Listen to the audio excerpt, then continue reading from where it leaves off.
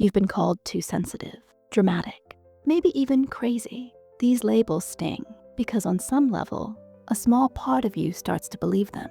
But what if the biggest, most confusing reactions you have are not a reflection of who you are today, but a memory of who you had to be to survive? What if the moments you feel most ashamed of are not your failures, but your body's own, powerful, and misunderstood attempts to protect you? Today, we are not talking about flaws. We are talking about scars. We are decoding 9 supposed overreactions that are actually post-traumatic stress disorder in action. These are not signs of weakness. They are the battle cries of a nervous system that remembers a war, even if your conscious mind tries to forget it. Let's begin. Number 1, the intense startle response. We all jump at loud noises, but this is different. This is a cupboard door slamming shut and your heart launching into your throat. It's a friend tapping your shoulder from behind and you flinching so hard you almost fall over. To others, it looks like an extreme overreaction. They say, "Whoa, relax. It was just me." They don't understand that for a moment, it wasn't just them. This isn't about being jumpy. This is hypervigilance. When you've experienced trauma, your body's alarm system, the amygdala in your brain, gets stuck in the on position.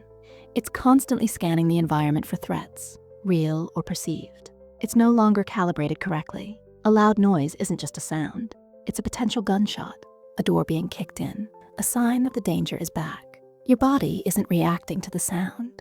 It's reacting to the memory of what a sudden sound once meant. It's a physical echo of a past terror, playing out in the present moment. Your body is still living on a battlefield, long after you've tried to come home.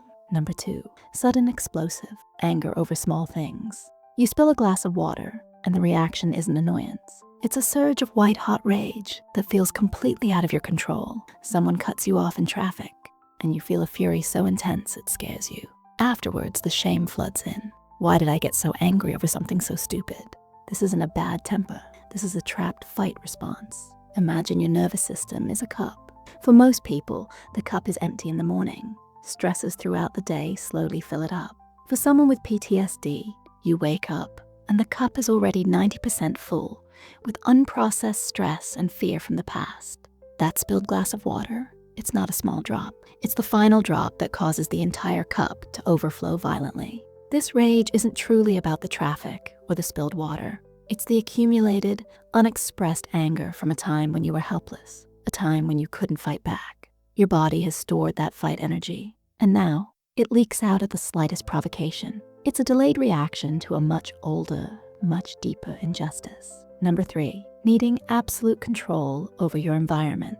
Do you find yourself needing to plan everything to the smallest detail? Do you get intensely anxious or irritated when plans change unexpectedly? Maybe you need your home to be a certain way, your schedule to be exact, or you find yourself micromanaging others. People might call you a control freak. This isn't about being bossy. It's about a desperate need for safety. Trauma, by its very nature, is a profound experience of losing control. It's a moment or a period of time where your safety, your body, or your life was in the hands of something or someone else.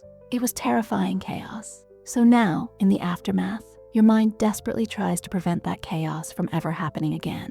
It does this by trying to control every possible variable in your life. If you can control your schedule, your space, your food, your day, then maybe, just maybe, you can prevent the unexpected horror from returning. Control is not about power over others. It's a desperate attempt to have power over your own sense of safety in a world that once proved to be terrifyingly unsafe.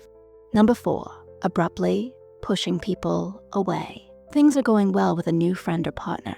They're kind, they're consistent. You're starting to feel close. Then, out of nowhere, you feel an overwhelming urge to run. You pick a fight. You stop answering texts. You emotionally withdraw. You sabotage the connection. And you don't even fully understand why. You just know that closeness suddenly feels suffocating. This isn't you being afraid of commitment. It's an avoidance response. For a nervous system shaped by trauma, intimacy can be mistaken for a threat. Vulnerability was once dangerous. Getting close to someone meant risking immense pain, betrayal, or harm. Your logical mind might know this new person is safe, but your body remembers a different story. As the emotional intimacy deepens, it trips an old wire. The alarm bells of the past start ringing. screaming that closeness leads to pain. Pushing them away is a preemptive strike. It's a survival mechanism saying, I will leave before I can be hurt or abandoned again. It's not a rejection of them. It's a deeply ingrained protection of you. Number 5, extreme people-pleasing. Are you physically unable to say no? Do you find yourself agreeing to things you don't want to do just to keep the peace? Do you constantly monitor other people's moods, trying to anticipate their needs and meet them before they even ask? You might see yourself as just being nice, while others might see you as a pushover.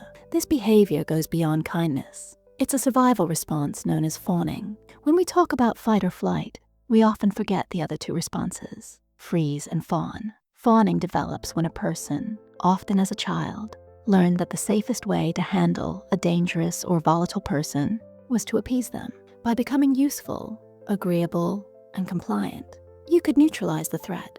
You learned that your survival depended on making the dangerous person happy. Now, even in safe situations, your nervous system defaults to that setting. A conflict with your boss, a disagreement with a friend, or any perceived disappointment from another person can trigger this response. You're not just being nice. Your body is subconsciously trying to survive a threat that is no longer there. Saying no feels life-threatening because, at one point, it might have been. Number 6, a constant gnawing inability to relax. Everyone talks about self-care. Take a bath, meditate, watch a movie. But when you try, you can't. You lie in the bath and your mind races. You try to meditate and feel a surge of panic. Sitting still feels dangerous. You always need to be doing something, staying busy, keeping your mind occupied. This isn't just being a workaholic or high-strung. It's the inability to feel safe in stillness. Hypervigilance isn't just about looking for threats outside. It's also about being unable to stand down from high alert inside. For your body, to relax is to let your guard down. And to let your guard down is to invite disaster. Your trauma taught your nervous system that danger can strike at any moment, especially when you are resting or vulnerable. So, staying busy becomes a defense mechanism. The constant motion, the endless to-do lists, the background noise. It's all a strategy to keep the intrusive memories and overwhelming feelings at bay. Stillness is where the ghosts of the past live. For many survivors, constant motion is the only thing that feels like safety. Number 7, freezing. During confrontation, someone raises their voice at you, asks you a direct, challenging question, or puts you on the spot. Instead of defending yourself or arguing back, your mind goes completely blank. You can't find the words. You feel paralyzed, unable to move or speak, even though you're screaming on the inside. Later, you beat yourself up for not standing up for yourself. This is not weakness or cowardice. This is the freeze response in its purest form. When a threat is perceived as inescapable, and both fighting and fleeing are impossible, the nervous system chooses its most primitive survival tactic. It freezes. It's the possum playing dead. In a traumatic situation, this response can be life-saving. It can numb pain and make an unbearable event survivable. Now, in your daily life, a simple confrontation can trigger this same ancient circuit. Your boss's angry tone or a partner's accusation is not a threat to your life, but your nervous system can't tell the difference. It just registers inescapable threat and hits the emergency brake. Your higher level thinking shuts down and your body locks up. You are not choosing to be silent. Your body has made the choice for you. Number 8, an overwhelming need for reassurance. Are you mad at me? Did I do okay? Do you still love me? Do you find yourself asking these questions constantly, even when there's no evidence that anything is wrong? You need to hear that things are okay, over and over again, but the feeling of relief never seems to last. This isn't just insecurity. It's a fractured sense of self-worth and reality. Trauma shatters your foundation. It can instill a core belief that you are fundamentally flawed, broken, or unworthy. It also teaches you that your own perception cannot be trusted. After all, you were in a situation that you didn't see coming or couldn't escape, which makes you doubt your own judgment. So you look to others to define your reality for you. You need their constant reassurance because you can no longer generate that feeling of safety and worthiness from within. The internal compass is broken, so you're constantly asking others for directions. Number 9, strong, unexplained, emotional reactions to media. You're watching a movie and a seemingly harmless scene makes you burst into tears or feel a surge of panic. You hear a song on the radio and are suddenly filled with a sense of dread. It feels random and out of proportion. You can't explain why this specific thing is affecting you so much. This is not being overly emotional. This is a trigger. Triggers are not just reminders of the traumatic event itself. They can be any sensory input, a smell, a sound, a certain time of day, a tone of voice, a visual image that your brain has subconsciously linked to the trauma. Your conscious mind might not make the connection. You may not remember that the color of the car in the movie was the same color as the room where something terrible happened. You may not realize that the song playing in the grocery store was the same one playing during a period of intense fear. But your body remembers. A trigger bypasses your logical brain and speaks directly to the emotional, survival-oriented part of you. The emotional reaction you feel is real because for a part of your brain, the trauma is happening all over again. Seeing these reactions for what they are, survival mechanisms, not character flaws, is the first step. These responses are not the evidence of what is wrong with you. They are the evidence of what you have survived. Your body has done a remarkable, intelligent, and powerful thing to keep you alive. It has created a map to navigate a dangerous world. Now, the work is to gently teach it that the map is no longer needed for today's territory. This understanding is not an excuse, but it is an explanation. And with explanation comes the power to start healing. You are not too sensitive. You are a survivor, and your body has never, ever forgotten that. What do you think? Which of these resonated with you the most?